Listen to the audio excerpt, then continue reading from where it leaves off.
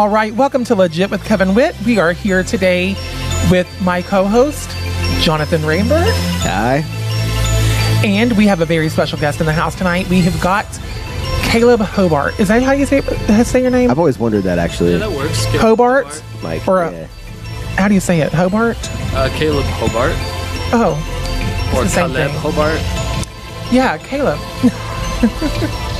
And he has got a very interesting story. He's been in Syria working with the refugees, and so we're going to discuss that with him today. And so invite your friend, share this live broadcast, and we'll be right back. You might want to, like...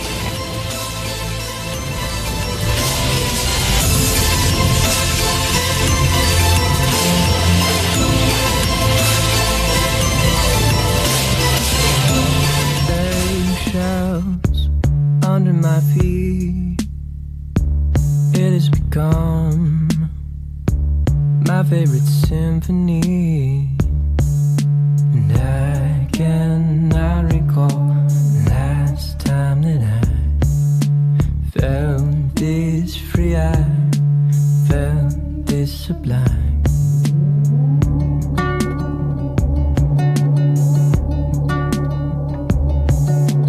Looking out from inside a glass house with the stone I found to take it down, and I cannot recall the last time that I felt this free, I felt this sublime.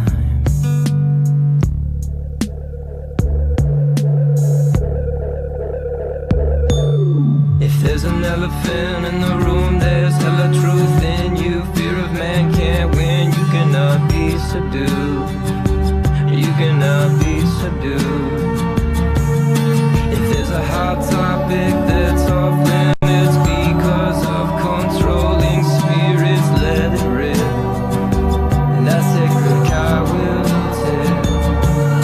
If there's an elephant in the room, there's hella truth in you. Fear of man can't win, you cannot be subdued. You cannot be subdued.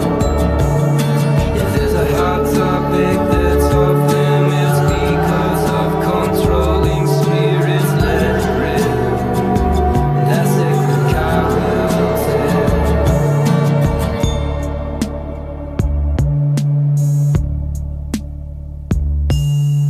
Eggshells under my feet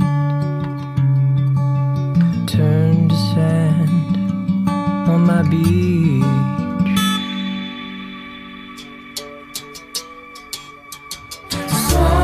Summertime has come. I feel the California sun. Summertime has come. I feel the California sun. Summertime has come. I feel the California sun. All right, welcome back to Legit with Kevin Whitt. So we have got Caleb Hobart in the house today. We're going to talk more with him shortly about his time in Syria. But first, we are going to talk about Kavanaugh and that Okay. whole situation. So, Well, catch me up. well, I'm just going to give my 2 cents. So, we all have heard about Kavanaugh except for Yeah, I don't keep up with news Jonathan. stuff. No. Don't care. And so he is running for Supreme Court. Well, he's not running. They elected him. Trump elected him for the Supreme Court. They have to vote on it, and they are. But before they postponed voting on it because this Ford lady, Dr. Ford, came forward. Now, this man has got a squeaky clean record. He has never been in trouble or any. He has like no skeletons in the closet. But This Ford lady decided that she remembered back when he was 17 and she was, I guess, 15, that he molested her or raped her or something at a party 36 years ago. Okay. And they were going to have her hearing. They were going to fly her out to Washington from California, but she said that she was afraid to fly and all this stuff, so she wanted them to come to her. Finally, she said that she would go to Washington. Mind you, my first thing is, if she's afraid to fly, then they pulled up her flight record. She has been flying. I mean, she flies to small islands where you have to take like a crop duster plane to get to. So if you're so she's afraid to fly because she doesn't want to face her lies. That is exactly what's happening. That's ridiculous. And so then she gets up there, and I'm not trying to be mean, but this is going to sound very mean. But okay, I just don't know who would want to rape her. Like she. I mean, and I've seen pictures of her back then, and she's not ever been an attractive person. So, okay. But that sounds very Does rape have anything to do with attraction? Well, that's a good question. I mean, there. That is a good question because I would never rape anybody, but I would think that a rapist would like. I don't know if they have that high I don't know why standards. they rape people. Well, I mean, obviously they don't hold themselves to the same standard everybody else does, so we really can't get in the mind of a rapist. I know. Like I don't understand. But I'm so. like, if I think they're already on board for body shaming. Oh, so a rapist. The rapist. They're on board for body shaming. So I imagine so. Like they're all about body shaming people, like making fun of fat people, making fun of skinny people. The rapist? So then they would want to rape them? I'm confused. I don't follow. But if I were I have never raped anybody, and I just want y'all to know I would never rape anybody. But if I were, they would have to be the very most attractive person in the universe. like I just don't understand it. But that's besides the point. The point is that this lady has gotten on national TV. Now, see, I think when she came out with her allegations, she never expected to have to get on national TV. She never expected that her name would be broadcasted out there. I personally think that this lady was hired by the Democrats to come forward with an allegation to try to ruin this man's name because they don't want another Republican in there, and especially him for a lifetime, because he would be in his position for a lifetime until Well, So, huh? I mean, like, I don't know about hired. Like, it could be she just has an opportunity. I mean, like, let's play the devil's advocate here just briefly. Like, so she obviously knew him at some point. There was some interaction when they were in high Well, he school, doesn't remember right? ever knowing her. So let's play, like I said, play the devil's advocate. And let's say that they were drunk at a party and there was some weirdness, all right? It doesn't even have to be as extreme, but some weirdness, all right? Like, people get drunk, people do things. Yeah. People make mistakes. And when they're 17, especially. And when you were 17, exactly, and you misread, especially when you're 17, you're trying to figure out the opposite sex. You don't know what's going on. Like, I don't understand you. But I forgot what I was going with that, but I completely lost my train of thought. Here's my deal. If it truly, truly happened, and I was raped and molested, and so if it truly happened, I feel that she would have come forward before 36 years. Exactly.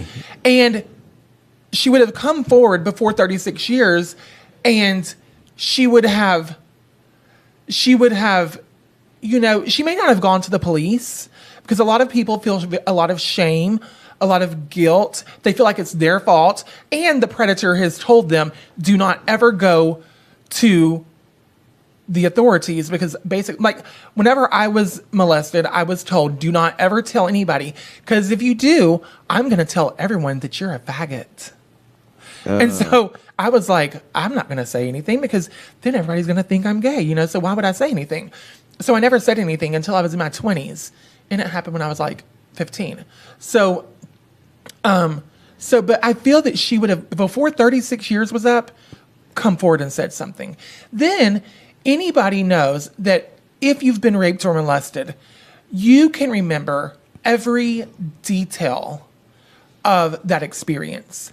You can remember the day, the time, the place, what color the carpet looked like, what the bed sheets looked like, everything, because it was that traumatizing on you. And it takes a lot of counseling to get over all that. And so she's never been to counseling. She went to counseling in 2012 because her and her husband were having some kind of issue in their marriage. So it just like a lot of her, and then she was forgetting a lot of details in her accusation. So the lady is a complete liar, and it was a hoax, and it is a hoax put on by the Democrats, in my personal opinion. But you can believe what you want. I was mostly surprised with how he testified. Well, he had to. I know now it's a judge having to defend himself, Yeah. and so it's a different position. But seeing prospective justice defend himself or carry himself in that kind of behavior, needless to say, will go down as another PR political record. So how did he made testify? in recent years? Like I'm completely clueless to so how did he testify? Like what? Oh, geesh. It's hard to describe or to speak on behalf of another individual in the circumstances that he's in. So was it body language that you're talking about? Yeah, I Something mean, said, clearly there's times I didn't watch the full testimony. I probably have only seen 6 to 8 minutes of different pieces of it, just to be clear. But at times he was clearly distressed and upset. I would be too. Angry. Yeah. And he was very sarcastic in a lot of his remarks, especially his remark about drinking beer. Because they kept saying, well, you were drunk at a party. And he was like, no, I did drink beer. And I've drink beer, and I do like beer, and I still like beer today. And I did drink beer. Because they were making it seem as if he was just completely belligerent, sloshed out of his mind. And I drink beer, and let me tell you, I got to drink a damn lot of beer to get that drunk. Like, if I've ever been drunk, it's because of shots and tequila and vodka and all that. Never. And yes, you can get drunk off of beer, but most men of any stature can't. I guess it depends on how skilled you are.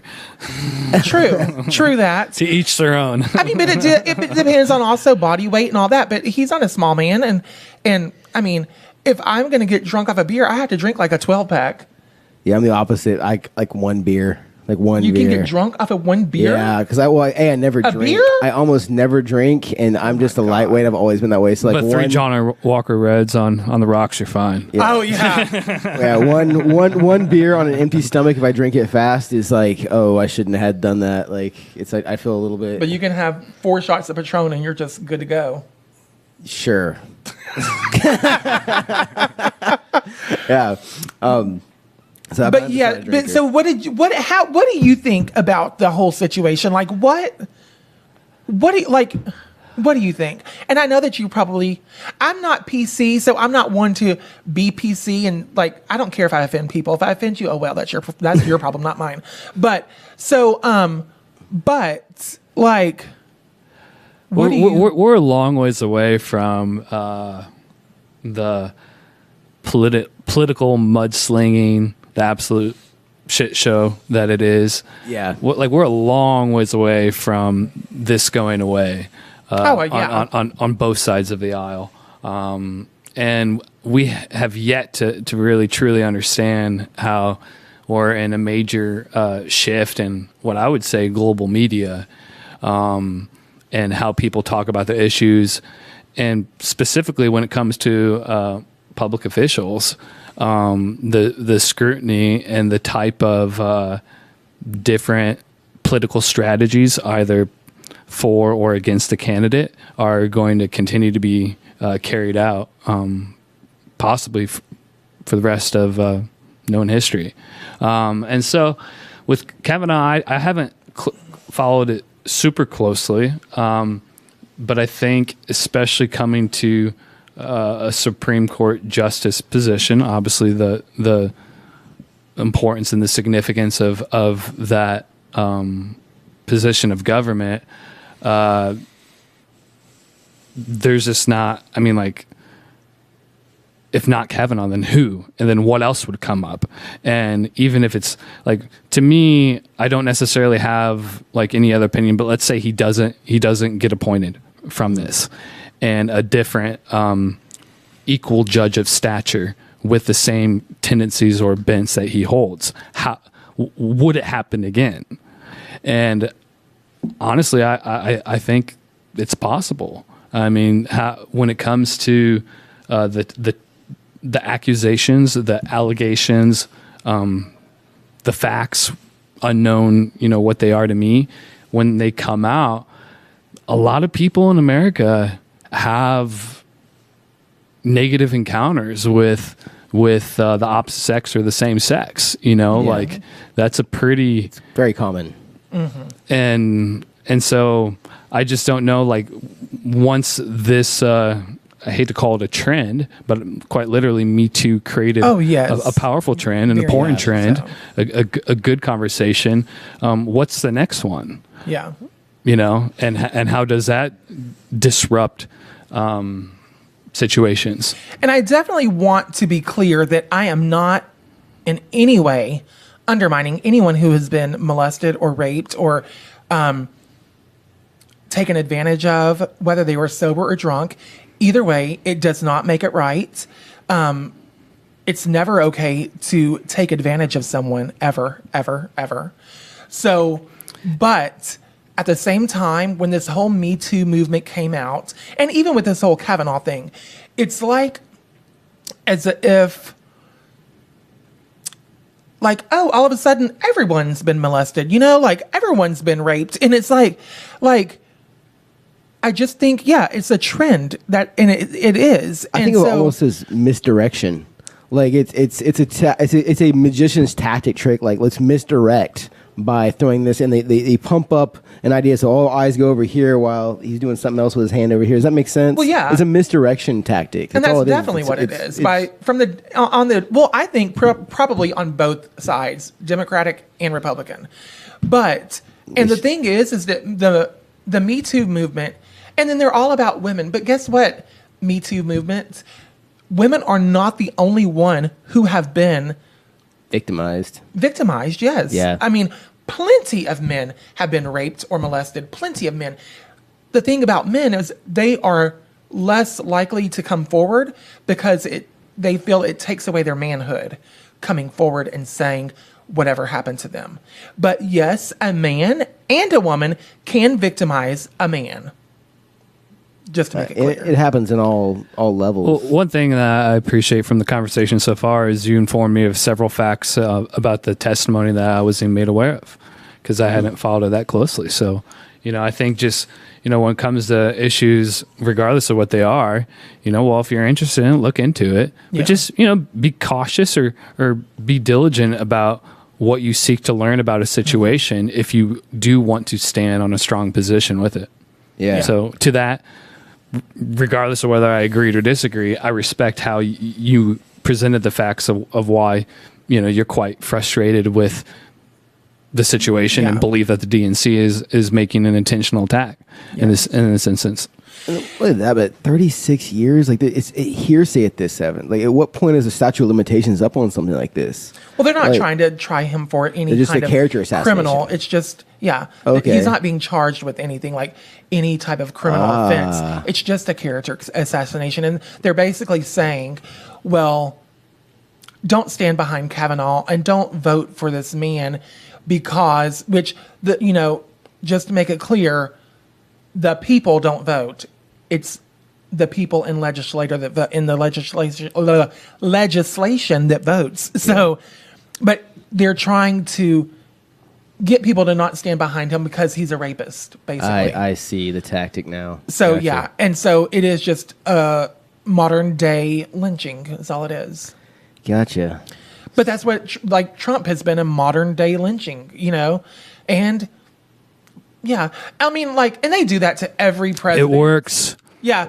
It works. They do that. Why does he keep doing it? It works. Yeah. And the DNC's been slaughtered by it. Do Republicans seriously think this isn't going to come back tenfold? Well, they've done this to every president. Every president. They did it to Obama. They've done it to everyone. But I feel that it's been way much more harsher of a lynching on Trump. But Trump, a lot of time, okay, I'm a Trump supporter, but I do not agree with everything that he says or does. And the fact that he has Twitter and he's a president, I don't think presidents should have Twitter. Obama had a Twitter. I mean, too. Well, yeah. but to use Twitter to like stir up shit is a problem. Like, yeah. You know, and so like, and or at least not going through PR protocols. Yeah. So that is a problem. Security protocols. And then he says stuff, and he like it's like me.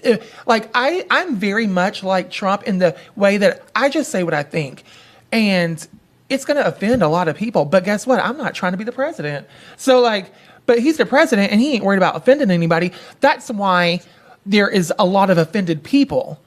But I support Trump because I think our economy is great and. Lots of reasons. But. I don't believe in a false left-right paradigm personally. I feel like we're being shown a public show no matter what. It doesn't matter who's in office. It's just puppets up there, talking heads, telling us what to think and do and how to act. Because this is our conspiracy theorist. I'm just saying, like, it just seems obvious. Like, if you just start looking at, like, there's a narrative being played out over and over again in the direction we're going, and it doesn't matter who we have in office, the same direction goes, right? There's always progress towards the direction, all right? Well, depending on how you look at the cycles. I mean, I feel like a lot of this is like your paradigm of like what cycle of history are you looking at this through?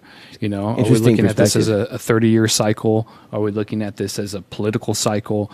I mean, we had, you know, what was it? It was red, blue, blue, red, how we got to Trump as far as national leadership goes. You know, so like there's multiple, you know, presidents that have gone back to back with their terms on top of a generation of a family known as I would not be surprised if our next president, I think Trump will win the next election in 2020, but I think the president after that, I think the Libertarian Party is going to come up with a good candidate because a lot of people are leaving both sides and going more libertarian. And I think that they're going to come up with a good candidate, and he will at least give them a run for their money. What is a conservative? I mean, classical liberalism. I mean, like this gets this gets into political science. I mean, like right now, I think in the next 10 years, individuals like ourselves and eventually like the broader public is going to start to realize that, well, yes, whether I'm a Republican, but this is actually how I define my conservatism, or I'm it's muddled. Part of the Democratic Party, but this is how I define my liberalism. You know, there's a shift as far as for me. I'll speak for myself as far as like how I have looked at our parties and what they have done the last 30 years, and do I even believe in that? You know. Yeah. And when Trump came in, he seized that confusion in broader society in a very effective way. He begins to redefine things. He starts to redefine terms and understanding. I don't even think he's like a true Republican. Like, no, I mean, GOP dude. Like, he was a supporter of Hillary at one point. I know. I think he just ran on the Republican ticket because he thought he had a good chance. But I mean, which many politicians make that same decision. Yes. Yeah, a lot of them do. But because he's not, people think, oh, he's worried about like, oh, he's so against gay rights and all this. He don't care about that shit.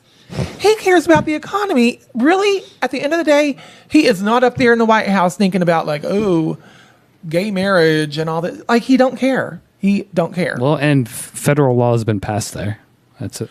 Well, I know, but issue. A lot of the gay people think that he wants to take away gay marriage. Well, I was just surprised how many of my LGBTQ identifying friends, QIA, or whatever it is, C, D, E, F, G. After the election, they're like, "Okay, Caleb, so I have to tell you, like, I voted for Trump," as if like they thought like I 100% stood behind Trump. Like we hardly ever had political conversations, and I'm like, I'm like, wait, like, are you like are you confessing to me? But it was just like I literally had a handful of my friends in the gay community like share that with me afterwards, and almost every single one was as if like it was just really surprising. And I think, I mean, even if you look at, I mean, I had several conversations, jumping ahead, but with my film when I was in Europe, the number of individuals in that community that I spoke to, they talked about like the global challenges they're having. Like that is no longer a unified population of voters. I mean, yes, there's still a very strong influence when it comes to activism, but there's a lot of questions, especially because now federal legislation has been passed there, and it's more about what is going on in your state to create effectual change as it regards to policy. Gotcha. So you mentioned your movie. Let's go ahead and move that direction. Yeah, we're going to talk about why Caleb is here. So first, but I'm going to tell you a little bit about him. Caleb was born and raised in a small town in Iowa. Since 2002, he has been living and working in Texas, where Austin is home. After working Wall Street, a 2-week vacation to Afghanistan in 2001, he moved to India for 1 year and returned with a structural shift in his worldview, without rules and the belief he can do whatever he wants.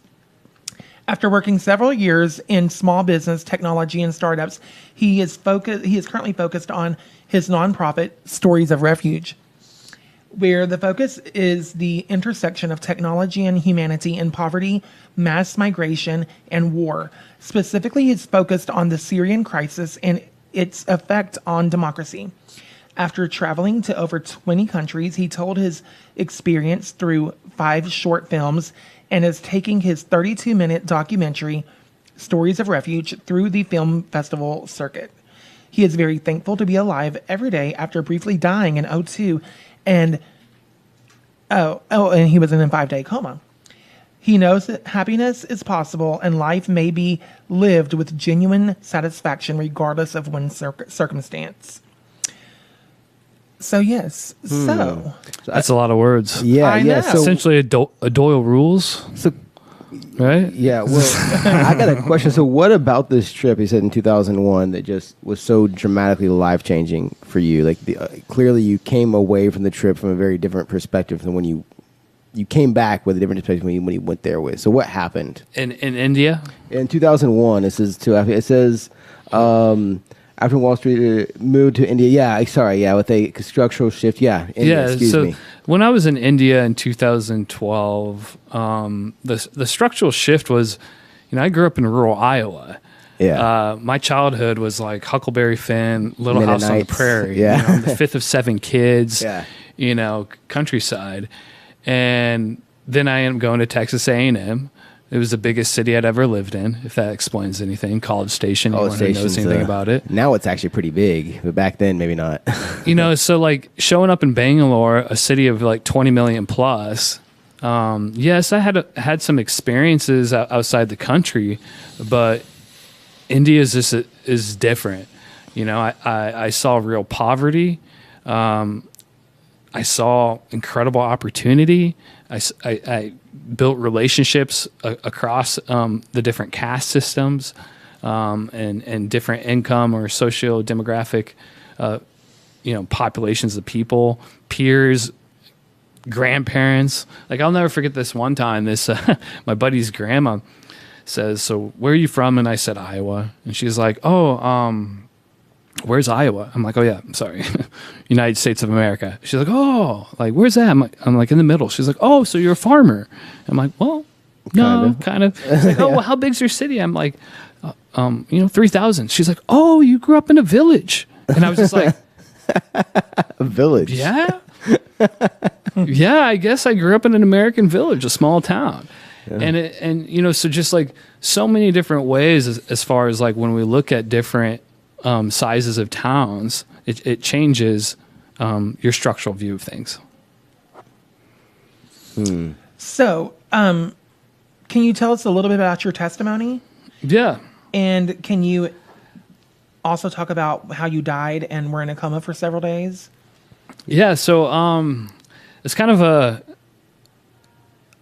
an interesting thing to talk about, and I haven't done it a whole lot, let alone on the record. So first, though, you are a Christian. Yeah. And so when... Of sorts. Of sorts. I guess we'll have to get to definitions here in a bit. Yes, we're going to have to. Yeah. I don't really like identity politics. Yeah. So at what point did you...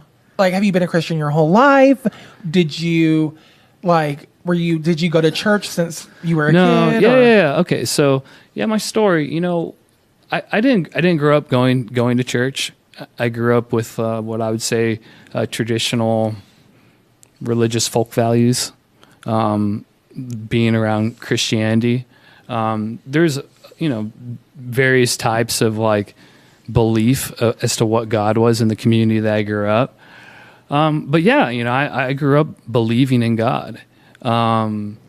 It wasn't until one time I asked God, I think it was when I was 9 or 10, that if God was real, to make this sparrow fly to this other branch, this tree nearby my sandbox that I always played in. And as soon as I had the thought, this bird flew to this exact spot on this branch. And that I would say that was the day where I'm like, you know what? Yeah. The God of the big blue sky, this is a real thing. And when it comes to that conversation, I can now have it all around the world. But I've had some really unique encounters with the person of Jesus, outside of a religious context, that I really value the red letters and what can be found in a life with God. So you said you don't really like traditional labels, and you and I would be in the same boat there. I'm not really into traditional labels myself for my own reasons. But so how do you define Christian then? We need a solid definition here. What do you mean by Christian then? If you said not non-traditionally, or how? Yeah, I would say someone who seeks to follow Jesus. Mm-hmm. So your definition is, because I don't like the term Christian either, because Christians have such a bad name for being judgmental people and condemning people that they don't understand to hell and all that, which we know we know that is really not Christianity. That's religion, and that's religious people.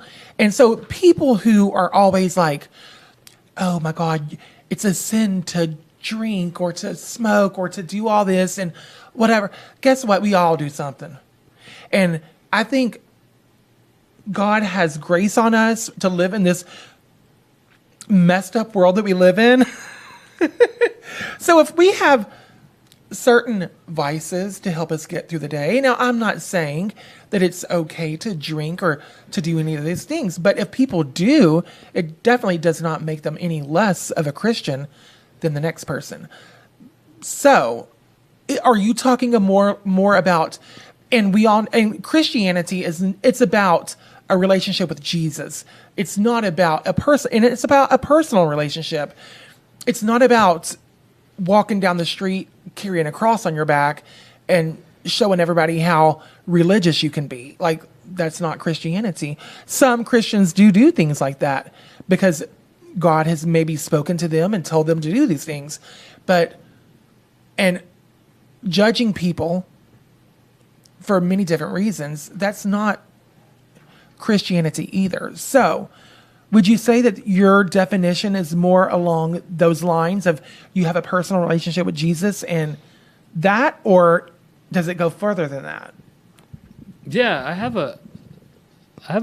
would say I have a personal relationship with Jesus. But does your definition of being, because you said you didn't like labels and all that, so does your definition of who you are as a Christian go deeper than just saying, well, I have a personal relationship with Jesus and I'm not all religious like these people, so therefore I don't want to be labeled as that? Yeah, just in general, I just don't really care about that conversation. I get you. Yeah. I just literally cannot waste my intellectual capacity having that conversation. I think it's an important conversation, but I get where you're coming from. But I will have a conversation of I have Muslim friends that only believe Jesus is a prophet. Yeah, they're wrong. You But, know, yeah. and you know, when it comes to real basic Christianity, though, like, how long were the disciples with Jesus before they knew who he was? You know, didn't Jesus himself say, "Who do you say I am?" Right, and that's like a defining point when Peter responds. Yeah. You know, we're talking about years here, and oftentimes I think this is like the intersection of like Western and Eastern approach to a relationship with the Creator, the God of the big blue sky. You know, in multiple cultural expressions, how that's defined as the things that I hold true. Like, I'll share with people and like. And talk around that, and really over time things play out. On the defining of things, I just like, I'm in too many different cultures and environments, and oftentimes not even with other people that have a framework of Christianity, that like when it comes to the definitions of things, we usually just don't get there. Yeah, I get what you're saying. That what I'm saying that is like, for the sake of this conversation, for the sake of like kind of who we are and the listeners and like because we don't want to confuse anyone. So I'm going to give my definition based on what I feel like Scripture says, and if we agree, then we agree. If we don't agree, we don't agree. It's no skin off my nose either way. But scripturally speaking, it says that Jesus came in the flesh. He was a real man. He was the Son of God. He died and rose again on the third day. All right, and the Scripture says that if no man can, if they cannot admit that he came in the flesh, then they're not of the Lord. Right? Any spirit that says that no, he's more of a concept, then they're not of God. And so, really, as long as we have that definition, then our definition of Christianity is the same. Does that make sense? Yeah. All right, cool. But so you died. I say it more. I'm not so for him. I'm saying it more for where we stand as the audience. Well, yeah, audience. But I want to also get back to the identity politics situation, because you said you don't like identity politics, so that is why you don't like to label yourself a Christian. However, we do know that in the world that we live in and in society, we do have identities. We all have an identity. And so we have to use some words to describe who we are, because you may not have a long time to talk to a person. So you're a man. You describe yourself as a man. So if you don't like identity politics, then you shouldn't describe yourself as a man. You should just describe yourself as a being. I mean, I'm just saying. I mean, like, yeah, I get what identity politics. That is identity politics. Yeah, but no, yeah. Identity politics and the fact that I use the word man, now we're having to define what was my purpose or intention. It can turn into a circular line of reasoning. When someone says, "I don't like to use words to label myself." Well, if we're going to take all labels away, then we have nothing. There's no foundation. That is a very liberal mindset. Yeah. That's a very, very liberal, left-leaning mindset, because we all have words to describe ourselves that we use to identify ourselves. I'm a hairstylist. I'm Kevin. I'm a man, and I'm a hairstylist. Those are all words that label me. I keep it simple. I'm just a basic white male. Just very PC. So, yes. So we have a very PC version of a Christian here. All of your prejudices and ideas, I probably have interacted with them at some point already in my life. About me too. White male, I own the fact that I am one. So tell us about how you died. How did you die? Yeah, so I didn't even know you died. Yeah, well, kind of. Well, kind of died. Like there's a certain point where it becomes somewhat ambiguous what is and isn't death. But yeah. Well, so as a teenager, I'm very thankful for my family, and I was really thankful from family support. Was able to excel at a lot of things, but I would say also encountered a lot of pretty common youth experiences in today. Just with everything from partying and a little bit of some drugs, or getting involved with girls, emotional, all that does. Chaos, and then, got caught up in some cycles of depression, and then I'd be happy, and am I manic, or am I just like a normal teenager just trying to figure crap out? Well, then in a particular chaotic season over, I don't know, maybe 6 to 9 months, it just resulted in a lot of heavy drug use.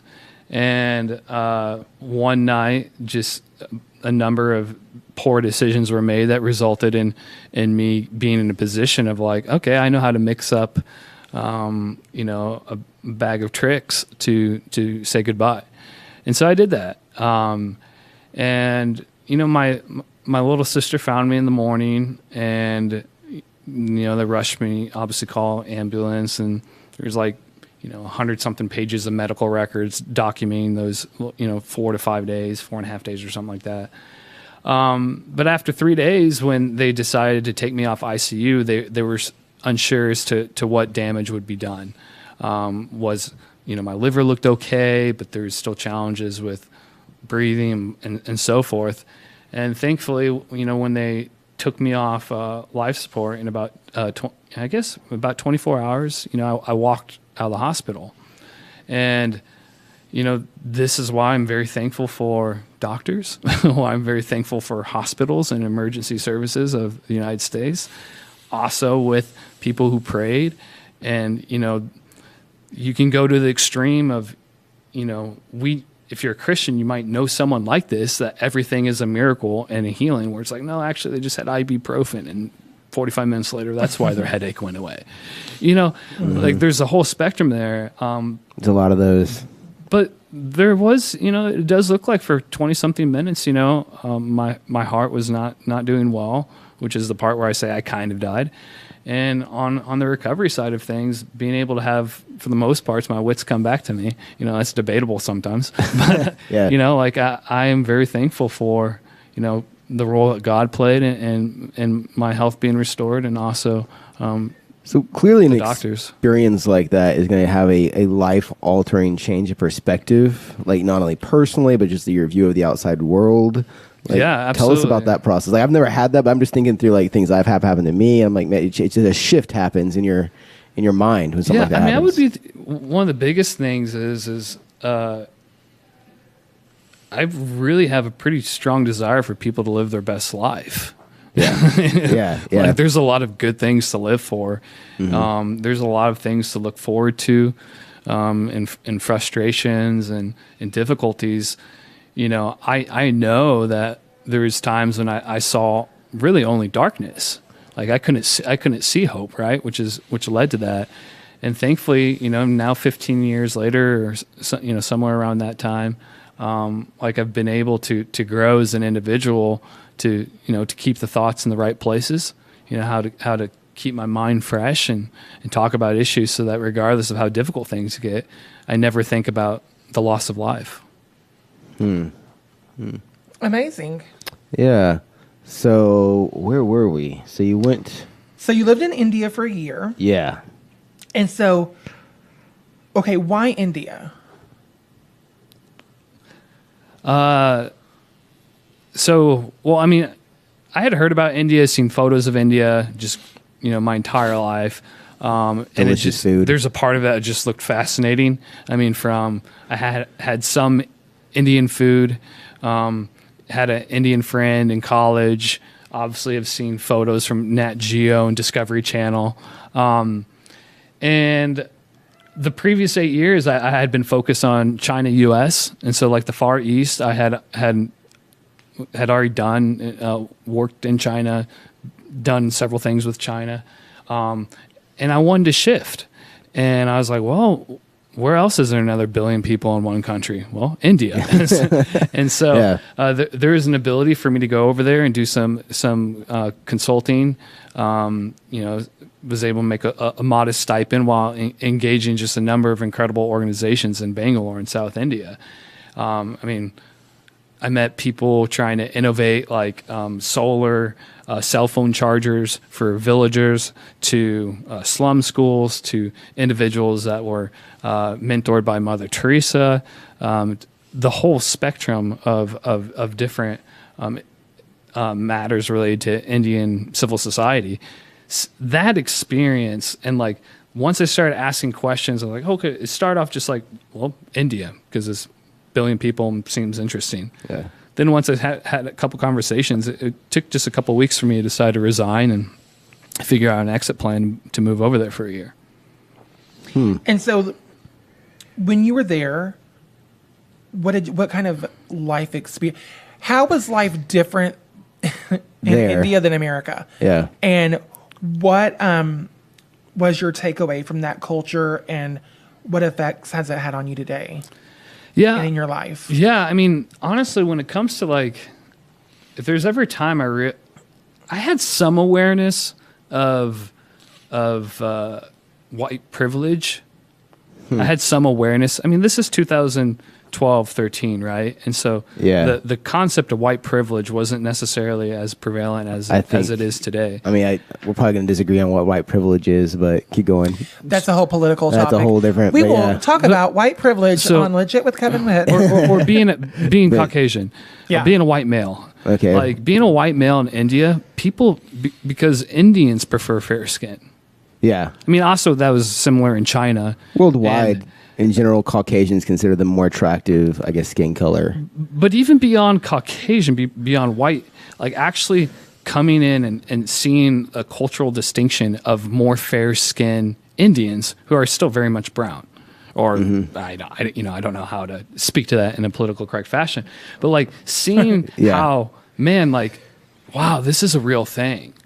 And how it's built into society, and obviously with like the Hindu worldview and the caste system, and you know that dynamic and how that plays out into business relationships. And from a business dynamic, there's there's a social component, there's this, in public spaces, there's this. By the it took me like 6 or 7 months, but I started getting to the spot to where I could recognize which caste people were in by the clothes that they wore. So. That's interesting. Speaking about the caste system in India,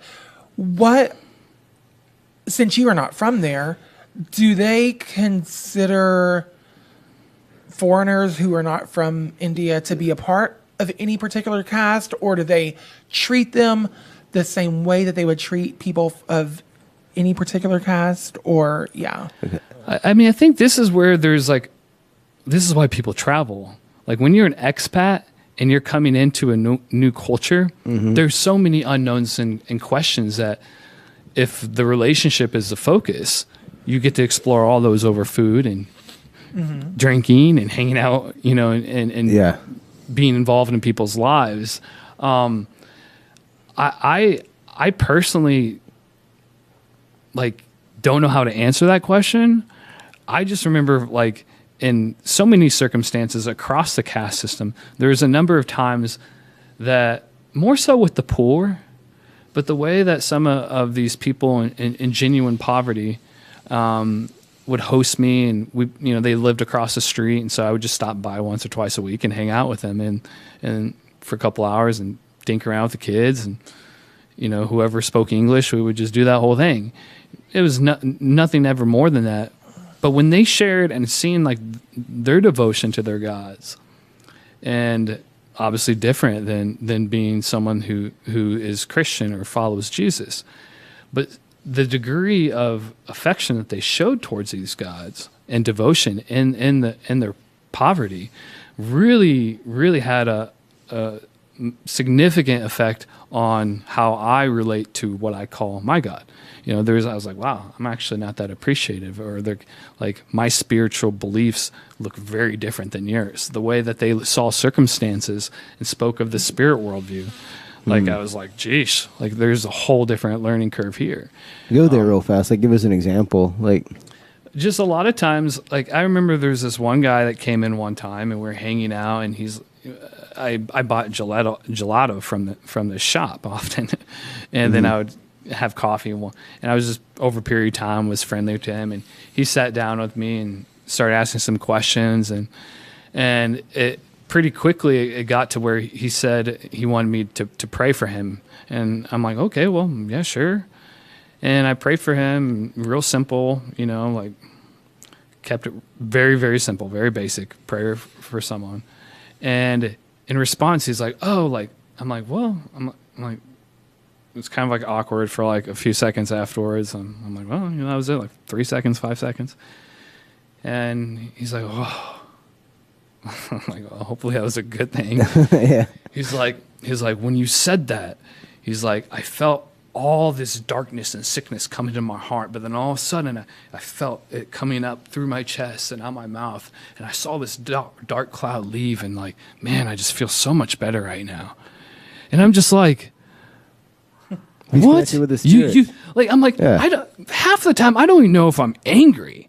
I'm like, am I annoyed? Am I anxious? Am I...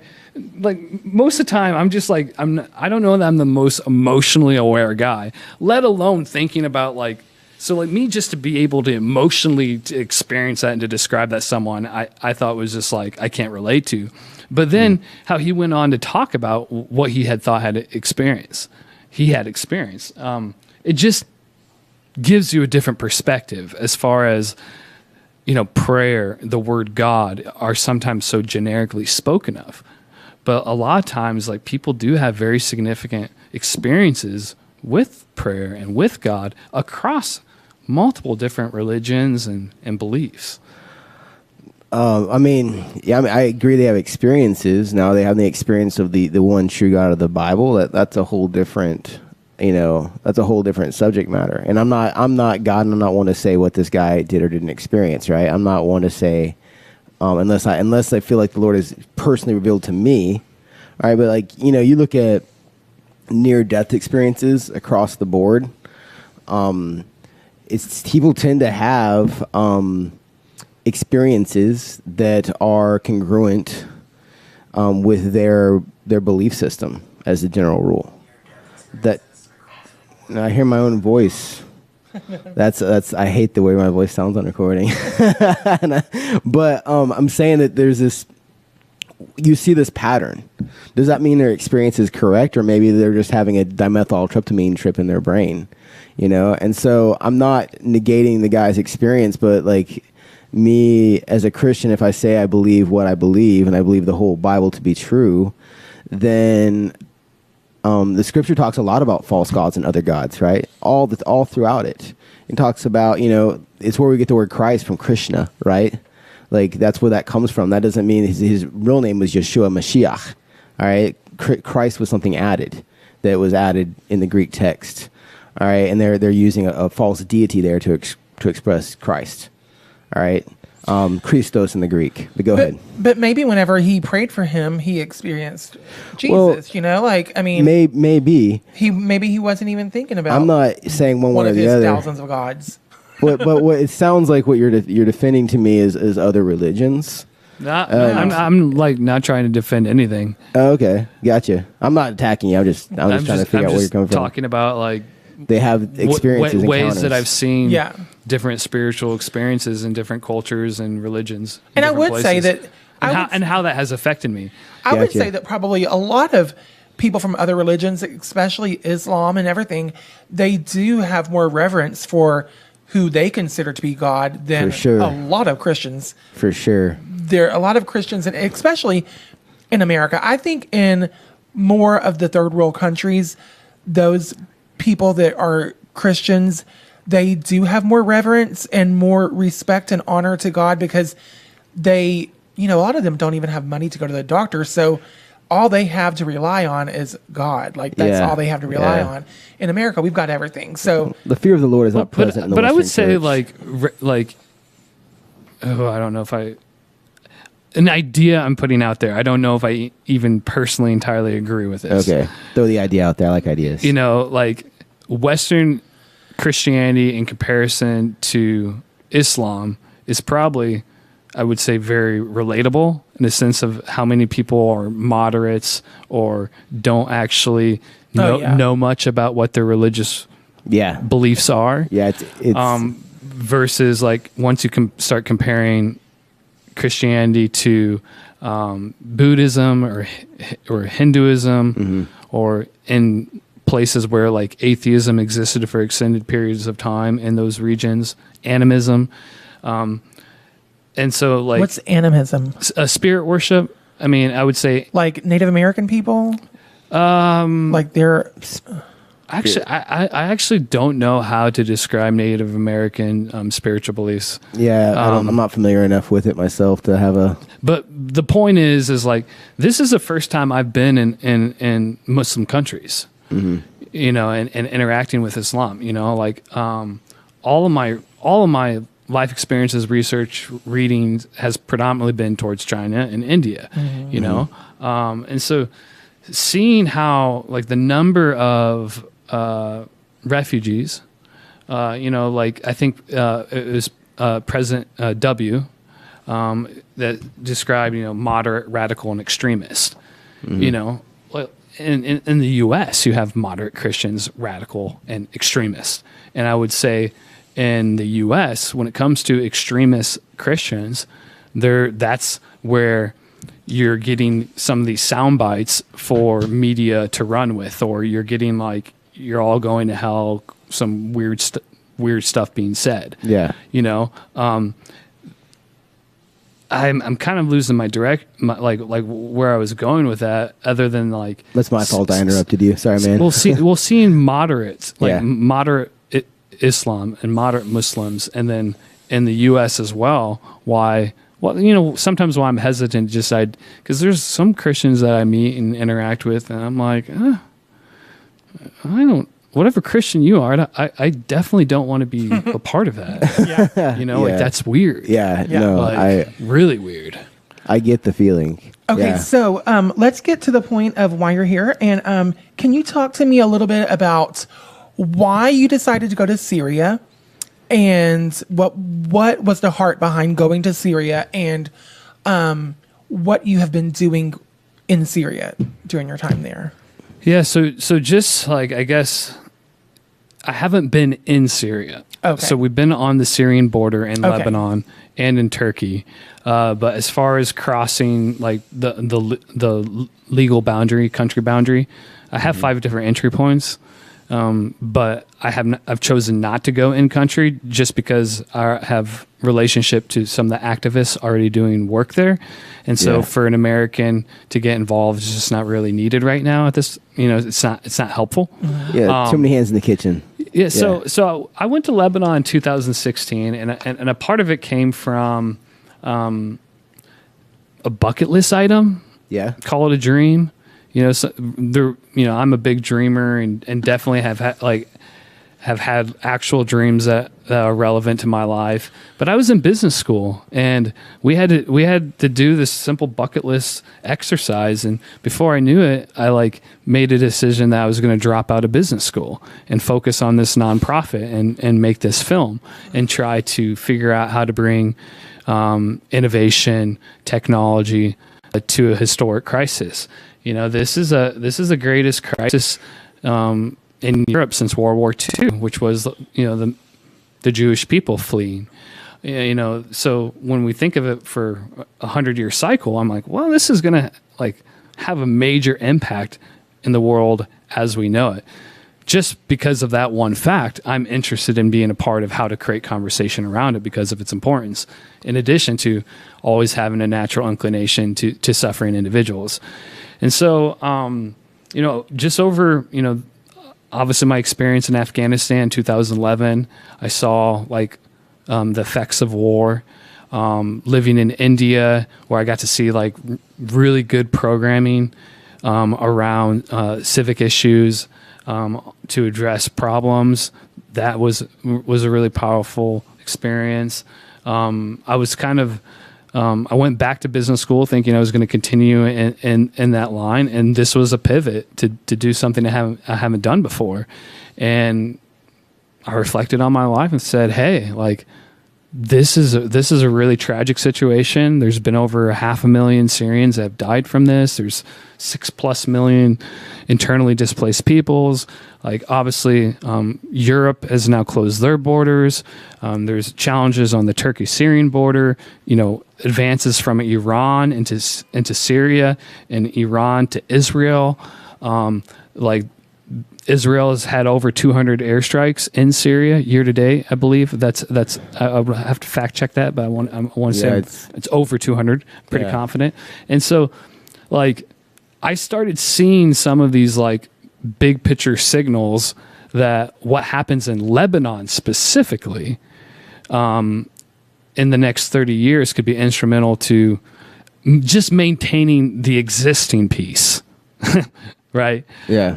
So just the existing piece. Like, we need to maintain the existing piece as to what it is. I mean, the poor people that are caught in between a war that's not theirs, right? Really, like they're caught between Russia, the United States, Israel, and God knows who else. Well, and really, I mean, the way that I like to talk about it is there's a reemergence of ancient Persia.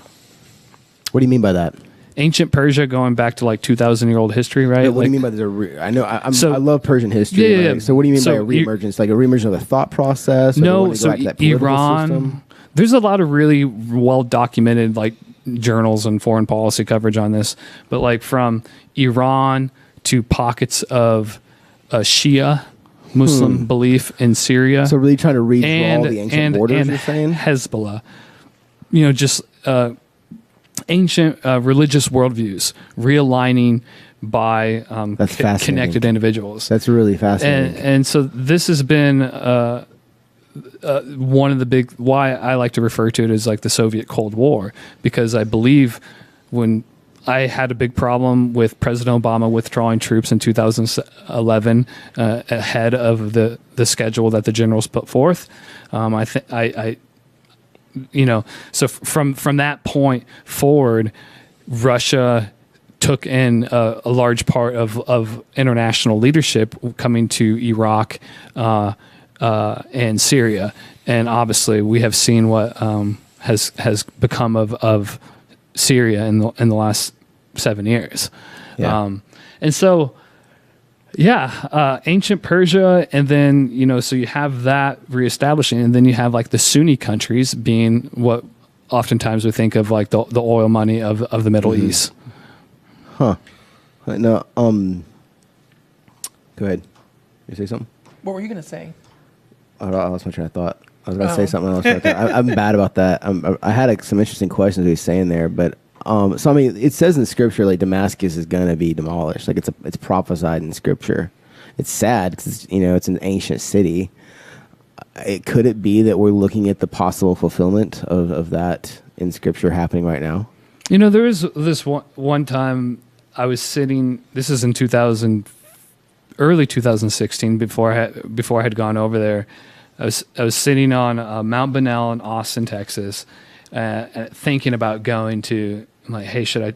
At that time, I was thinking about going to Syria. I hadn't settled entirely on Lebanon, and as I was thinking about it, like I just had this like random word come to my mind, and I was like, that doesn't really make any sense to me. Like, why would I think about this word? So I started Googling around, and it's Sadnea. I don't know really how to pronounce it, but it's this village or this city outside of Damascus, and in that area. There's like a bunch of ancient monasteries, and then also in that area is where all of the top secret prisons, where President Bashar al-Assad detains his illegal prisoners. Yes. Or the people of interest, or I don't know really how to describe that. Enemies of the state. And so just like when it comes. I don't know why I go there, but like is Damascus going to be destroyed someday? And when it comes to what does that look like as far as like Bible talk in modern times, I personally have no idea. I generally don't comment. I just literally don't know, and whenever people start having strong opinions about stuff like that, I usually get pretty weary. Especially. I'm just putting out an idea because I look at what's happening in the Middle East. I look at where we are in time and like where we are in Scripture, and for me, like I wonder, are we looking at the beginning of the end? And I know that said before. I mean, if Iran has political leadership in Damascus, is that the same of it having been destroyed? Well, it clearly describes like an actual like. That's an interesting question. But some of the neighborhoods are pretty torn up pretty well from some of the photos I've seen. It almost describes it as like. My apologies to my friends who lived in those neighborhoods. Yeah, but like when in Scripture, if I'm remembering correctly, and I'm remembering off the top of my head, so I may misremember, but if I remember, like it's almost like it describes almost like a nuclear bomb, like it's just flattened, like nothing. But I sure hope that doesn't happen. I mean, I mean, if it's in Scripture, I personally want. I want it to come to pass, not for the sake of the people there, but like the fulfillment of prophecy in Scripture is a good thing in my mind, even though we don't necessarily understand it. It's sad for the people that are there, for sure, but that's my view. In Jesus' time. Yeah. It'll be fulfilled. Wasn't Dallas called the Babylon of Texas at one point? I'm sure it was. I would probably. But bad jokes. I don't know that Dallas is outside the Scripture. I mean, I'm not really up for like all the Bible Belt stuff, but so tell us about your documentary that you made while you were over there. Yeah, thank you. What was the inspiration behind the documentary too? Like, I mean, the biggest inspiration behind the doc was I had met Najwa the first time that I went over there. She's this remarkable young woman. She's Palestinian, but she was born in Lebanon. Mm-hmm. We met her and first got to hear her story the first time I went over there, and I wasn't familiar about so many things in the Middle East as I had shared, like even some real simple things with Islam and Muslim friends. I've had a few Muslim friends, but not a lot. And hearing her story as a Palestinian female, and then the suffering that she's endured before she married her husband, who was Syrian, and then learning that he was arrested and he was tortured and they could no longer live in their town in Syria and they had to flee. Hearing that and his desire to continue going through Turkey and trying to get to the place of opportunity, many countries that we know and democratic countries, he ended up in Berlin and I heard their story and it just kind of I was like, oh my gosh, that's just unbelievable. So why was he arrested? He was going to work. He just got arrested for going to work? He was going to work. Just whenever you have, I mean, this is a random rant, but I was just in Ukraine and out in parts of Ukraine with the Russian invasion. There's neighborhood warfare going on. Like when you get in war zones and when nationwide war breaks out, county roads are no longer just a county road. Yeah, battle lines. So, so from that, I really wish I could have made a full feature just on their story. We didn't have the budget, the ability to do that. Mm-hmm. And then in addition to that, Najwa is really a catalyst to try to bring aid. So the camps, the refugees in her neighborhood, a number of them are not even engaged by any aid organizations. So thankfully, the United Nations has been able to get them clean water and tents, but a number of them don't even have food provisions. And so I'm like, okay, well, I have this woman and Najwa and her family, and then in this area, there's an ability to, one, tell her story, but then also, we would love to do programming in this community to where until she is reunited with her husband, that's the big hope, where I've spent dozens, probably maybe hundreds of hours trying to figure that out. But until that happens, if we could still help the people in her community, even be able to hire her and to continue to see her develop as a mom of two that has two children. Gotcha. Hire her in what ways? What kind of work does she do? So she's multilingual. And she speaks very good English, and previously she taught English, but that program closed in their community, and so she's currently unemployed. And so there's a couple different ideas that, this is going into over the next 6 months, what I hope to try to figure out as to how can we do more programming in her community that works for her. And so more than happy to have that discussion. I really want to do this mobile trailer idea, kind of turn it into a digital studio, providing resources and for staying in a camp for a month and seeing how there's just an technology for good it right really now is unbelievable. Like some of the things that are developing and the ability for even a refugee to restore their own identity. Like I was having this conversation in blockchain and cryptocurrency with some individuals to where they can put their medical records, blood. If they don't have a government that will give them identity, they can create a digital identity and start building the blockchain. Start building credibility as to who they are and their integrity, even by providing retina scanning. I mean, there's just all this stuff, like the intersection of technology and crisis regions, and so is this unreal what can take place. So what I hope is for us to be able to get this there.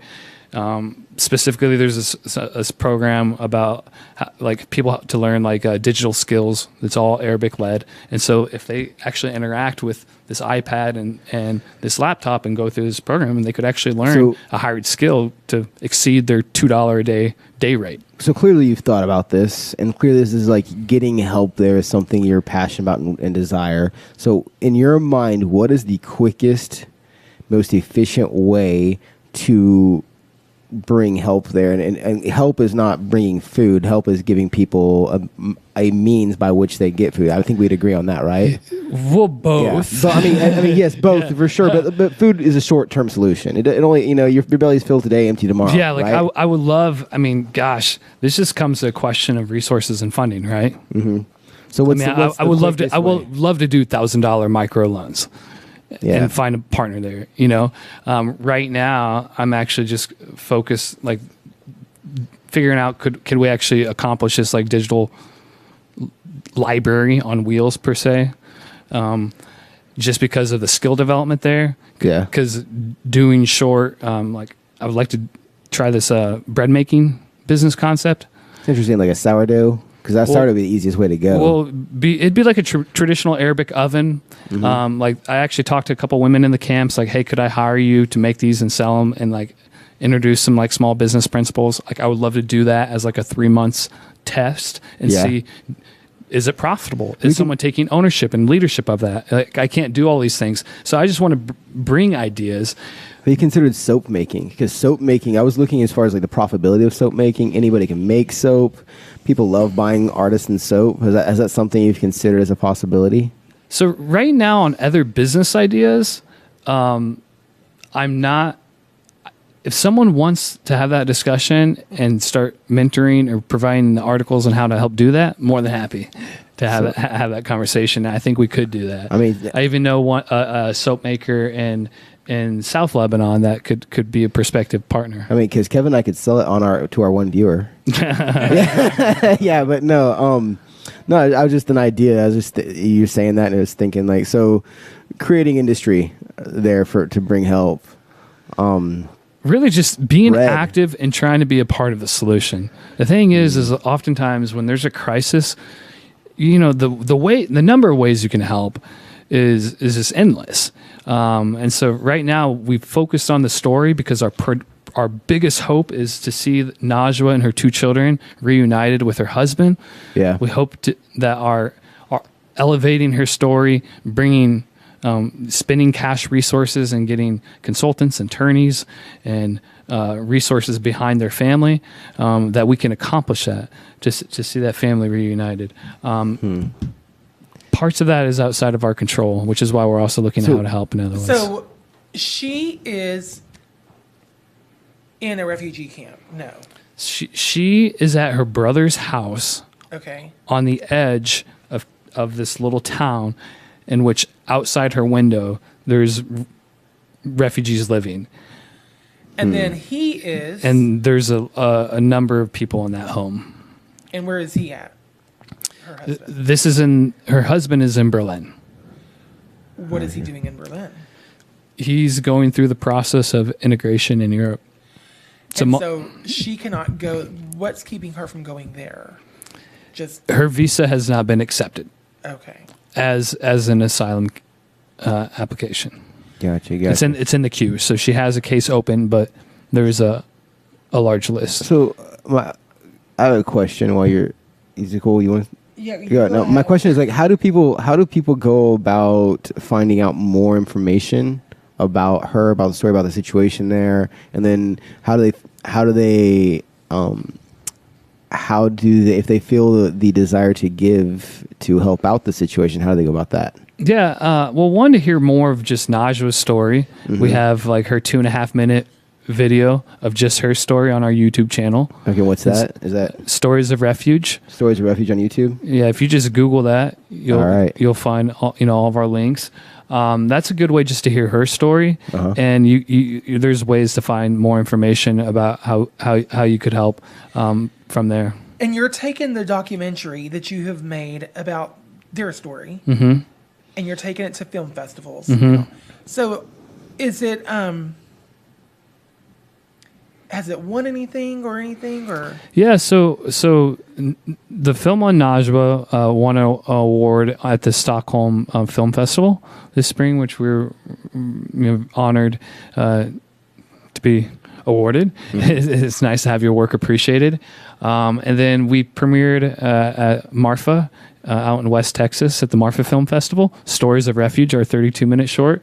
They actually didn't provide any awards. Like the way they curated the festival was purely for the artists to come and share their just films. For the sake of seeing the film. Yeah. And then here in a couple of weeks, I'll be heading over to Berlin at the Welcome Refugees Film Festival in Germany, which is obviously a key time for us to figure out which organizations and individuals are available into Berlin to possibly come alongside us and seeing hopefully Najwa and Ali reunited.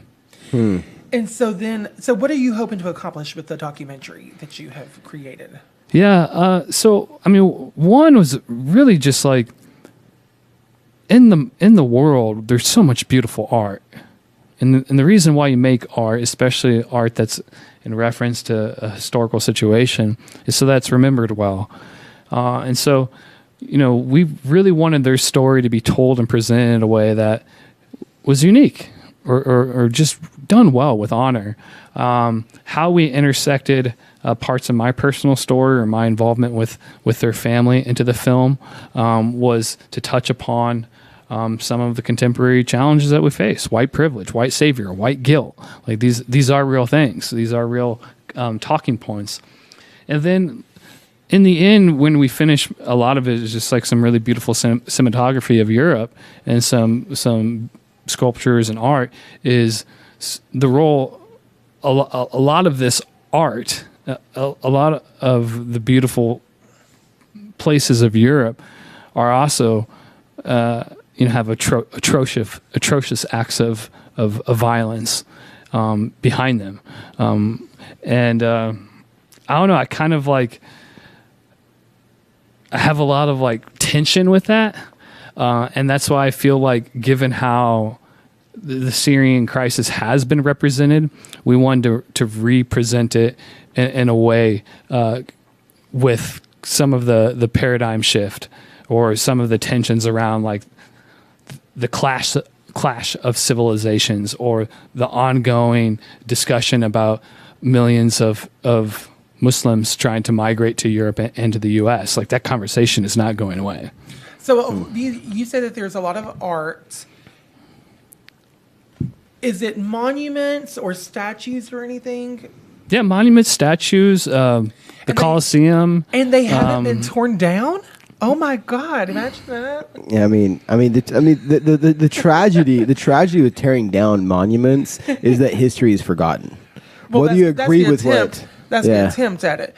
But in America, here in Dallas, especially, we spent $500,000 to tear down a statue of Robert E. Lee, which it's ridiculous. Which could have went to people in need. It could have went to the public school system, because we don't even have buses in Dallas anymore. If you live in the inside Dallas city limits, you have to take the city bus to school, because we don't have we don't have bus transportation. I wonder if it looks like Dallas might be having some financial issues. Yes, because of the mayor of Dallas stole the money anyway, and he was a Democrat. But, what do you know? A politician stole money. Yeah. But so what I'm saying is, in Europe, have they began tearing down statues in Europe that you're aware of? I do know that some aspects of Stalin, and I think Hitler were also removed. But I think that's sad. I think that's a tragedy. We're honestly getting into a wheelhouse of like knowledge and information I just don't know. I like that about you. I do know that last November in like 24 hours there's like something like 5,000 neo-Nazis that were rallied together in what's it called in Warsaw. Yes. And also then there's like in Italy and in Germany, in Austria, typically we Sweden, like there's hundreds and even thousands of neo-Nazis being mobilized in a period of days that are showing up in the streets of Europe, which I think is very concerning. Only a neo-Nazi it's a religious cult. At the end of the day, that's what it is. It's religious, and that's why the swastika. I mean, it's a religious symbol. But I mean, have you noticed that wherever neo-Nazis tend to pop up, George Soros seems to be not too far away. Like the money. I don't know, just something. This is the conspiratorial side of me for sure. But you just start looking at the money where there seems to be, once again, a narrative we're being fed with that thing. I think a lot of the political issues we see popping up in the news, we see everywhere. We're being told what to think and how to think rather than, and there's puppet masters up there with lots of money telling us and dancing the parts for us, and most of us. Well, and regardless of where the money's coming from, I mean, what happened in Charlottesville last year was devastating, right? Mm-hmm. And if I remember correctly, again, I'd want to fact check myself on this, but I want to say there was like a nationwide 1-month campaign to get individuals that agreed with that belief structure to rally. And there was I should know this exact number, 200 plus, we'll say just under 300 individuals to identify with whatever that protest was about. And then we saw a massive amount of violence break out, and that's horrible, right? We don't want that. The thing that was so startling to me, spending as much time in Europe as I have, is that was a 1-month nationwide campaign across the U.S. and 200-something people showed up, or 300. In retrospect, in Europe, in multiple countries the size of the state of like Ohio, are getting thousands of individuals to rally in a matter of days. That's this like something civil unrest. It's when people like so many times people want to talk about like U.S. refugee and immigration issues, and yes, let's go there. But like my whole thing is our desire to let our voice be represented, to be free, to say we should go this direction. Like in Europe, an entire continent is really suffering here from a very difficult circumstance. And like, how can we strengthen like the way that individuals interact? I mean, this is me just being optimistic. Why can't everyone just be informed? Not that I'm even the most informed individual, but like that's just really like bothering to me. And so what I hope is that through this film, and I didn't want to paint Europe and these individuals, responding in what is this atrocious behavior. I didn't want to paint Europe as that, but me having known that, I hope my film can be a means to where we can create conversations about some of the realities of our world when it comes to prejudice and social inequality and just really difficult situations specifically impacted from the mass migration of refugees into Europe. No, I mean, I get that. One of my pet peeves is when like Christians stand behind Israel and they refuse to, they turn a blind eye to everything that Israel does and how really horrible Israel is when you actually like start looking at what they do. And are you talking about Israel as a nation state? Israel's a nation state, yes. Yeah, thanks for the clarification. But yeah, as a nation state. I mean, you just like Netanyahu and bombing Syria, and how they treat the Palestinians. Like I've spent enough time there to know, and yet Christians just as a general rule, just blindly like, I support Israel. It's like I don't think you know what you're saying really, And I see that I'm using that as a comparison to what you're saying there. Like people just blindly support. Yeah. So hey, we're gonna be going to a break here. What, like right now? Yeah. All right, we're going to a break, and then we'll be right back. All right? Great, thanks. Yeah.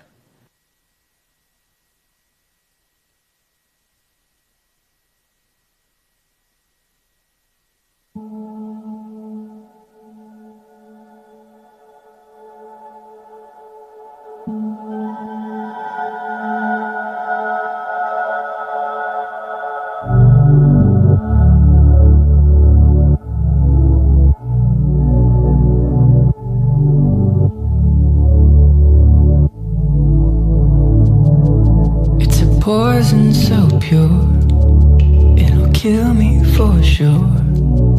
This longing for you will be the end of me. I searched through this world, but I found no cure. No earthly thing can set me free like you set me free. And I know that you won't leave me undone. Yeah, I know that you won't leave me undone. Yeah, I know you'll come for me for certain.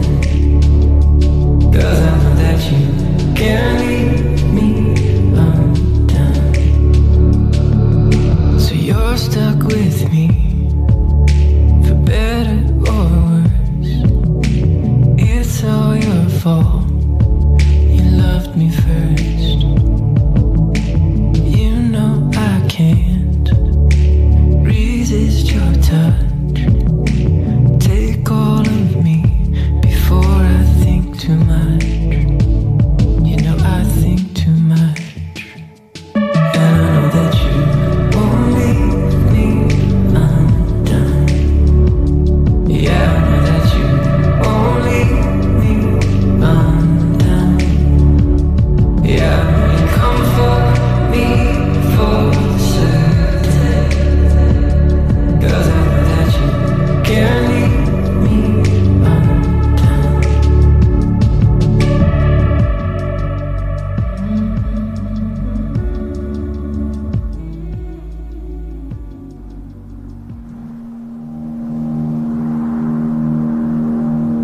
We talked on the phone for many hours during my university time. One night, he called me and told me he loved me and would marry me.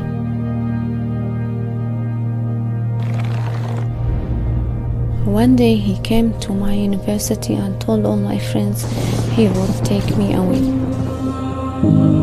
My parents did not agree, and we had to flee to Syria to have our love together.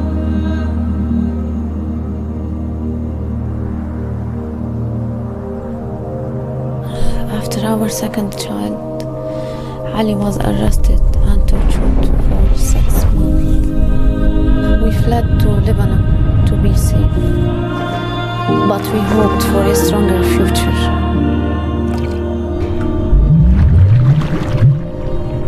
Ali fled through Istanbul to Berlin, where he now lives.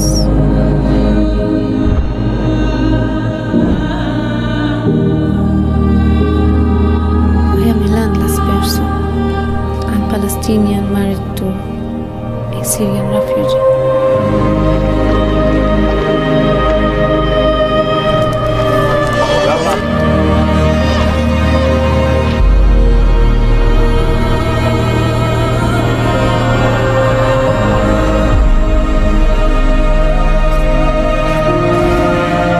I have done all my documents, and now I hope the voice stories of Refuge will unite me with my husband.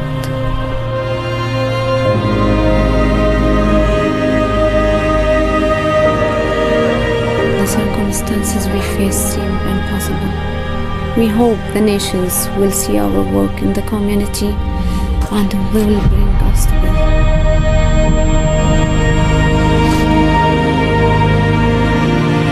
I must believe as a woman in the Middle East, I will help the future. I will work with the government and honor different beliefs.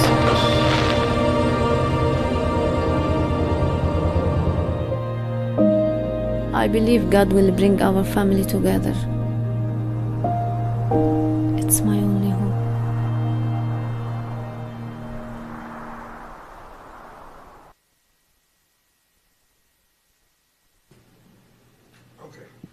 All right, we're back. Welcome back to Legit with Kevin Whitt. We are here with Caleb Hobart. So, Caleb, what is your perspective on the Syrian crisis? My perspective on the Syrian crisis. What does a contemporary Schindler's List look like?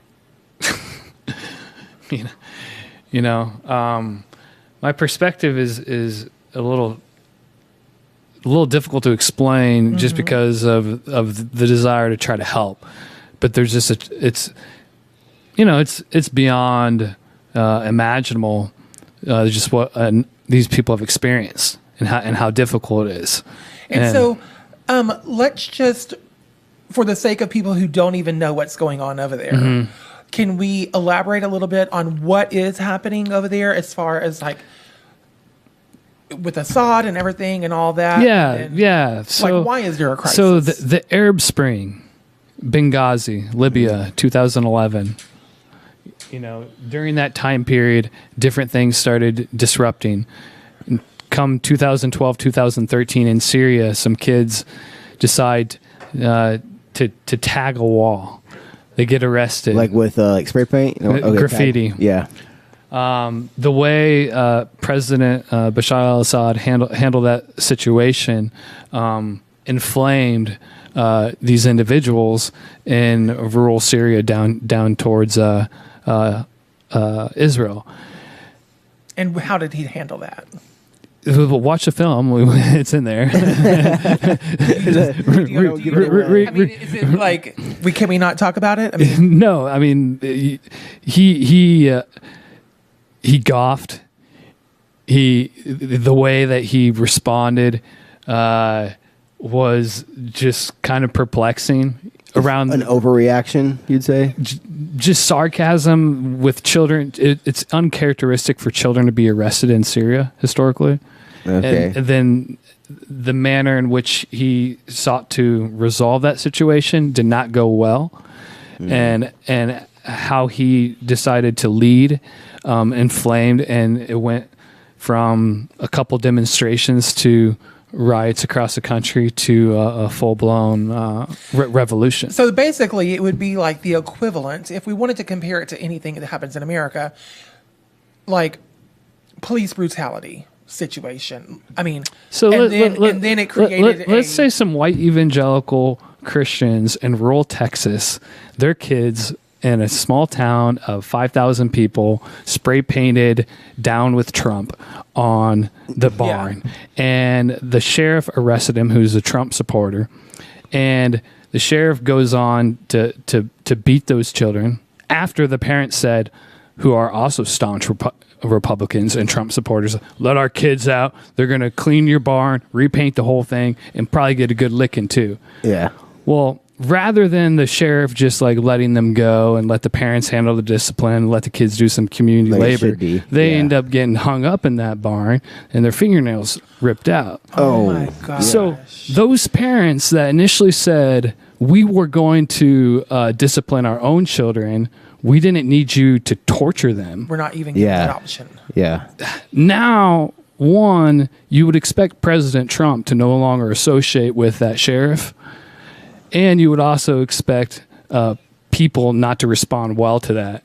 And so over a period of months, similar types of activities like this took place, which it went from one county to one region. Now you have all of Texas rallying behind saying, hey, this sheriff hasn't resigned yet. We need the Texas Rangers to go out there and get that sheriff to surrender his arms.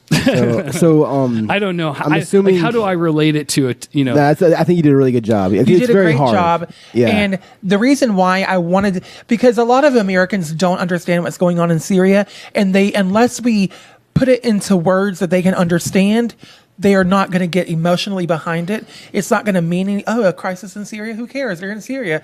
That's not affected me any. They're not going to get behind it emotionally unless it's portrayed in a way that can emotionally affect them. Well, and the part that's so difficult, and again, coming back to my perspective of the Syrian crisis, while Secretary Clinton was for advancing military action in Syria, President Trump largely has not. Right now, democratic nations, being Europe. So you meaning he has not sent troops there? Has not expanded our acts of war as far as like, let's try to invade, or let's try or specifically to remove Assad. Yes. But here's the other thing. And correct me if I'm wrong, if they remove Assad, number one, who's going to be in leadership after him? And could it possibly be worse? And this comes back to what I would say is from more of a research perspective, like how I see things, like trying to mitigate my personal beliefs here. Europe and Americans, and really much of the free world, do not want to further engage in acts of war in the Middle East, whether it's Iraq, whether it's Afghanistan, whether that's Syria. Honestly, a lot of Islamic countries and Muslims do not want us to engage in the crisis as well, or in acts of war over there. So the political will right now is to essentially secure borders and not advance our activities beyond borders. So you're saying secure the borders and not do shit about anything. Just let it keep being as it is. As allegations and depending on which sources you look to or believe, the use of chemical weapons, I do believe that the use of chemical weapons requires, I think that's a red line that Obama said if it was crossed, he would engage. Trump has, whether it's effective or not, blah, blah, blah, all that. I still think there needs to be a fear of if chemical weapons start being used in an area that the expat community and the free world are going to come and meddle. I don't think that will ever go away. But the big challenge is, who do we want to back with? Which rebel group do you want to back with weapons? Like this comes even at like the average American, if you don't want the Saudis to get the arms deals, well then who do you want to get them? Like for people to actually just talk logically, weapons deals are not going away. And then for us to be involved, it's just a question of, which strategy do you want to back? The Kurds, this rebel group, Assad? Do we really want to give them weapons? I personally think we don't need to give any of them weapons, and we need to go in there and handle it with our troops. And I mean, is that really our business? Is it like at what point? I mean, it's sad. Please don't think I'm not being compassionate. Is it our business? It is our business whenever there is a man killing that is, was Hitler our business? Should we have gotten rid of Hitler? That was our business. Because anytime there's a leader anywhere in this world and there is another country that's more powerful, I definitely think it's our business to step in and help that country and help defend that country. So yes, I do think it's our business. I agree with that help, but the thing is the United States, when we help somebody, we put all our little sanctions and rules, and there's a price to us helping you. Well, would you agree? Would that be your experience? Well, going back to Gulf War, right? Iran, Iraq. There's over 1 million people that were killed in that war before foreign powers got involved. And how many people have died in Syria? I would have to look at new numbers, but a well quoted stat is 500,000 Syrians have been killed. And so is it? Do we really have to wait until 500,000 people have died in order to step in and do something? Right now, I think is just there's always a sequence of dependent events. What are the consequences? To go in and to stop the 500,000 from getting to 1 million, who's to say that that's not going to result in another war of more than 1 million individuals? So many more people getting killed. The question I have is, if we step in, this coming back to cycles. I want to circle back to what I said about cycles. I feel like in a cycle, a generational cycle, all these social, economic, political, generational, technology, blah blah blah. There is a cycle that in the future, I think the U.S. and democratic nations let's secure the borders and see if Islamic leaders can emerge to establish their own rule of governance, because we're tired of soldiers dying there and our people being exposed there, or we're tired of the consequences of this war. And I kind of feel like that's where things are. And because of that, unfortunately, that does not look favorably to the Syrian crisis and it going away. I was very encouraged to see there are some developments from Turkey and Russia to create a safe zone. But this is why I got involved, because I think this is going to be a 30-year problem as far as really being some of the living history that is playing out before us, that those who apply their voice to it and other aspects of society are going to have the ability to affect how things go down. Whether it's, I'm not going to say I can fix it, but like at least I'm being willing to be available to be a part of it. You're trying to do something better than everybody else sitting on the couch. I mean, well, and tremendous suffering. There's always remarkable things that come out of it. I mean, let's look at like the Jewish people and their mass migration from World War II. They were treated like shit everywhere. I mean, anti-Semitism was not just like, I mean, that was against everyone, and every country was horrible for the Jewish people to move. I like how I kind of look at this from the perspective is, could the Syrian people be this kind of like unforeseen force of like a spread of relationships across nations that actually really bring a new generation of leadership, innovation, political decision making. I mean, obviously, how the Jewish people. Now, I know there's other circumstances involved there. How they were resettled in Israel, they have done very well, and so that's like not trying again to necessarily. I guess I'm applying my own identity politics here, but like, could I look at the Syrian population of individuals fleeing as this force that is one of our greatest opportunities for generational leadership and structural worldview shift because of the clash of civilizations? This is the first time Muslims and Middle Eastern individuals have migrated en masse to, well, I mean, I guess that's not, I mean, in the last 100 years or the last 1,000 years. Yeah. And that's why I just find it so fascinating. Yeah. Gotcha. And so, has seeing it firsthand, what's happening in Syria, has it changed your perspective on the whole crisis that's happening over there, or than what you thought about, like what your perspective was before going? Yeah, I mean, like what's happening over there that we as Americans don't see, that's not put on the media? What do we not get?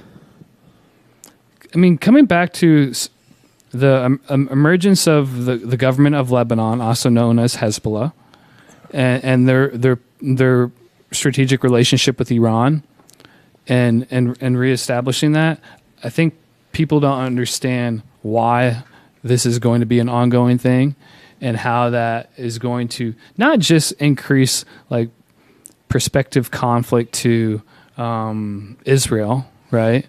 But man, Saudi Arabia and Iran, they are enemies. Shiites and Sunnis are enemies. You know, like they do not work well together. And so right now, I mean, there's parts of how people are starting to respond and really, like I met with a number of like Arab leaders across like Middle East, North Africa, just seeing how they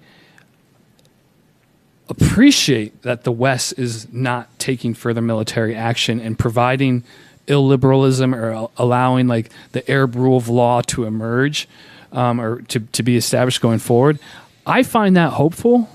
Like I was like, okay, like I'm glad I don't have to think like an Arab and think like a Muslim and worry about like how those problems in the next 10 years I'm going to be figuring out. No, like I want to find who are my peers, who are young leaders that are those voices, and listen to what they say. You know, I am more for of not further intervening for a period of time, knowing that might result more in the loss of life. That's just that tension of like, when it comes to my desire to help and my identity as a national citizen, as a U.S. Citizen, and then how I go about seeking to make the impact for my life, which sometimes, like I don't just like represent like United States constitutional values. Like my ideas like exceed that. Or I don't know. That might sound a bit obnoxious. No, it sounds to me like you're more for the people, and you really care about people, and you genuinely care about these people, and nobody cares. Politics aside, they're human beings. Well, and usually when relationships are built and partnerships and personal alliances, the ability to affect change over a period of time increases. And so that's why I'm seeking to take this approach, because Lebanon's a beautiful country. I mean, this is the thing is like specifically in Lebanon, when I'm like tell people to come over and like they hear about all these things, I'm like, dude, Beirut is a cool city. Like if you would just want a fun city to go to for a week, like you will have a great time in Beirut. Not even, and then go up to the mountains and hit the beach in the same day. Vacation in Beirut. How safe is Lebanon right now in comparison to Syria? Well, Syria is not safe for a Westerner. Lebanon is safe.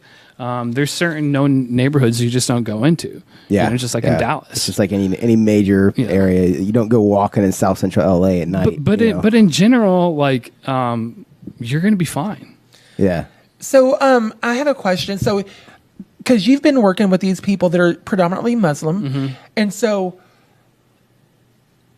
can you enlighten us, maybe, or maybe I might be completely wrong, but are there a particular type of Muslim group, Shiites or Sunnis, that are more of the quote unquote terrorist, or do terrorism come from both groups, or those radical people? I'm not.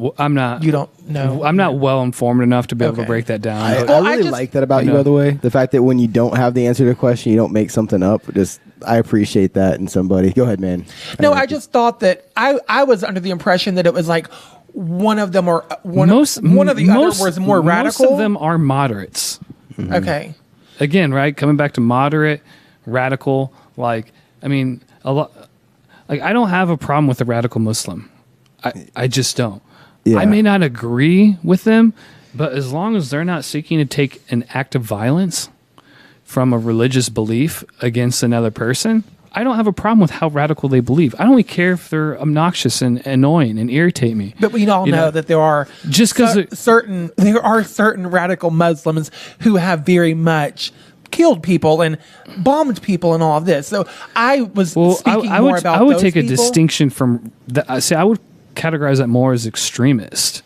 Yeah, because like how I kind of look at this again. How do you create conversation around this? Like, there's a lot of radical Christians that, like, even though like I may not carry myself like that, like I see where they're coming from and I respect it. I'm like, well, like I don't want to represent my faith and my belief structure the way that you do there, but you know what? Like, okay, like I can respect that. It's different, But then there's some very basic things, and I would say like oftentimes like the most simple things about the person of Jesus and character and the nature of God are so not the focus that's where like that. What I would say, like the extremist Christian, where people start getting into like some cult-like behavior. Well, that's not Christianity by definition. But I get what you're saying. That's but comparing a problem. Christianity and Islam, moderate, radical, extremists. Like how and these types of perspectives, I think people like if they think about their own belief structures from that, their ability to relate to either a refugee, because most refugees are very dissatisfied with how Islam and how God and how religious bodies have represented them or affected them. Yeah, and I had a roommate that was my roommate. He was from Lebanon, and whenever I lived in Florida, and he was Muslim, but he hated that because in fact his name was Muhammad, and he said, "Do not ever call me Muhammad. Call me Mo." And I said, "Why?" He said, "Because he first when he came to the United States, he went to New York. People were very rude to him." because he was Muslim. And so he wanted people to call him Mo because he did not want them to know he was Muslim, because he said that they will treat you different. And I was like, who cares? Yeah. Your name is Mohammed. You are a human being. And I'd be damned if somebody treats you any different in my presence. So I called him Mohammed. And then he finally started calling himself Mohammed to people, and he became comfortable. But he was really, really, really fearful when he first came over here because of the extremist terrorist. And, you know, in America, most people thought Muslim equals a bomb. That's just not the case. And so that was more what my question was about, was more like, I did not know if the Sunnis or the Shiites were more extreme than the other, if there was one group that was more extreme than the other. Well, and again, like, those are two different paradigms and nation states that have been at war with each other and or regions. And so I there's too much violence, and there's articles that if you shoot me an email at hello@storiesofrefuge.co, I can research in foreign policy magazines and help people find those answers. But off the cuff, I do not know those answers. And I do know for a fact, from his perspective, he came to America as a refugee because he was homosexual, and he was walking out of a club in Florida? In Kuwait, and they threw acid on him. And so he's got acid burn all over the side of his body and a little bit on his neck. And they told him, if you do not leave by next week, we will kill you. So he had to leave. He's been over here for several years, but he left his whole family, and he was very close to his family. He left everybody, and he's never allowed. He cannot even go back and visit Lebanon, or else he'll be killed. And so he's got.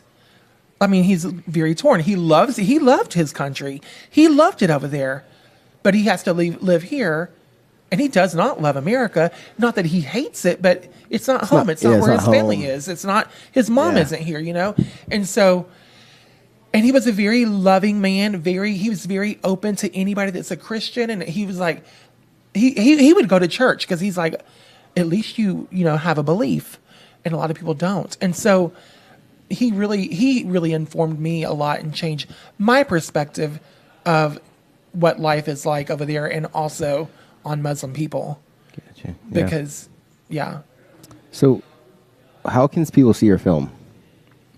Like, what's the best avenue for that right now, or is it? Well, the best avenue would be to probably just reach out to me. We could do a private screening.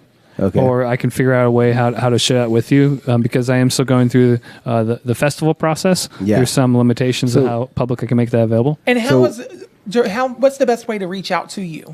Yeah.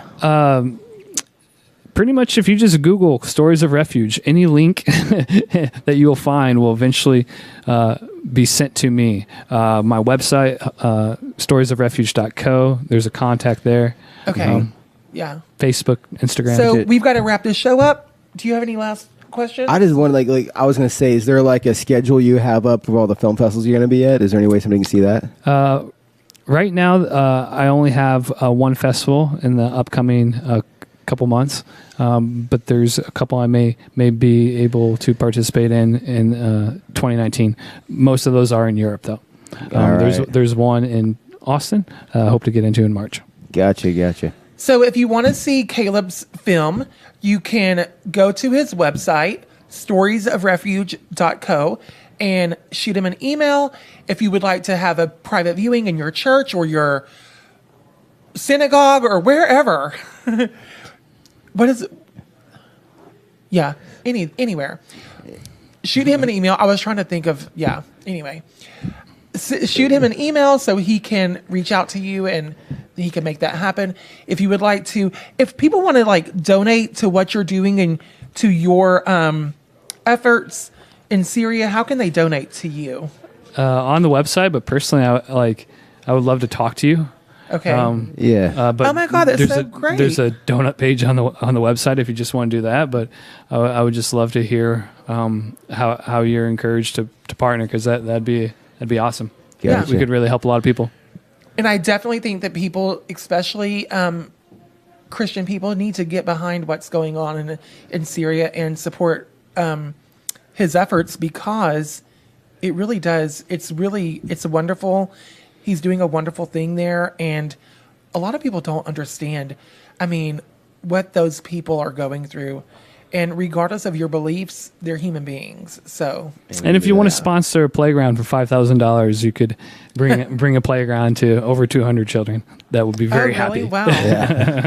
When you live in a rural village like that, a playground's a big deal for kids. Seriously, it is. Oh, those poor kids. They don't have any. Yeah.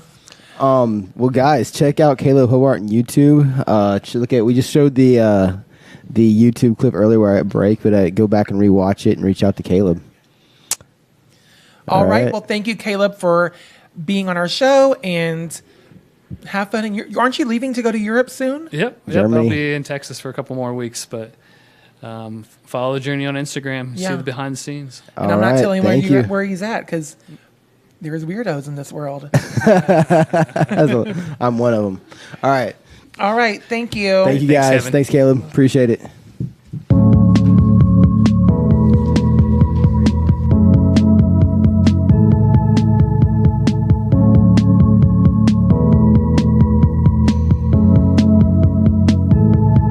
You don't even know,